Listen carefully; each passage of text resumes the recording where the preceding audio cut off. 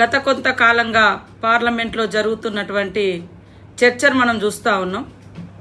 ఈ దేశంలో ఒకే వ్యాపారవేత్త ఉండాలి, అది అదానీ ఉండాలి.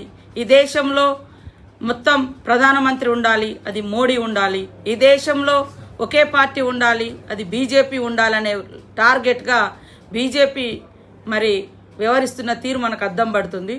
మా పార్టీ తరఫున ఎల్ఓపి లీడరు రాహుల్ గాంధీ గారు ప్రతినిత్యం ప్రజల కోసం, అట్టడుగు వర్గాల సంక్షేమం కోసం, ఈ దేశ భవిష్యత్తు, ఈ దేశ హక్కులు, ఈ దేశ అస్తిత్వం, దేశ ప్రతి ఒక్క పౌరుని యొక్క మరి డెమోక్రసీ ఇవన్నీ కూడా రాజ్యాంగంలో ఉన్నాయి. ఇది కాపాడుకోవాలి అని అంబేద్కర్ గారిని పదే పదే గుర్తు చేస్తూ, అంబేద్కర్ రచించిన రాజ్యాంగం దాన్ని పార్లమెంట్లో ప్రవేశపెట్టి ఆనాడు నెహ్రూ గారు చట్టబద్ధత కల్పించి ఈ భారతదేశాన్ని ప్రపంచంలోనే అత్యున్నతమైనటువంటి డెమోక్రటిక్ స్టేట్గా, అదేవిధంగా బ్యూటీ ఆఫ్ గ్రేట్ కాన్స్టిట్యూషన్ ఉన్నటువంటి దేశంగా ఇవాళ ఉనికిలోకి తీసుకొస్తే సహించలేక మనుధర్మ శాస్త్రాన్ని పాటించే బీజేపీ పార్టీ ఇవాళ మనుధర్మ శాస్త్రం అంటే మరి అట్టడుగు వర్గాలకు చదువు దూరం చేయబడ్డది, అంటరానితనం తీసుకురాబడ్డది, మహిళలను అణచివేసినటువంటి సంస్కృతి, వర్ణ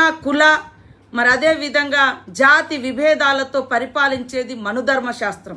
సమానత్వం, ఆడ మగ సమానులే, బీద బిక్కి అందరు సమానులే, అసమానతకు గురవుతున్నటువంటి అట్టడుగు వర్గాలకు, కులాలకు మరి అత్యధిక ప్రాధాన్యతనిచ్చి ఈ సమాజంలో అంతరాలు లేనటువంటి మరి ప్రోగ్రెస్ని తీసుకురావడం కోసం భారత రాజ్యాంగాన్ని రచించినటువంటి మహనీయుణ్ణి తలుస్తే ఇవాళ అమిత్ షా గారి యొక్క అహంకారము మరి పడగ విప్పి బుసగొట్టింది.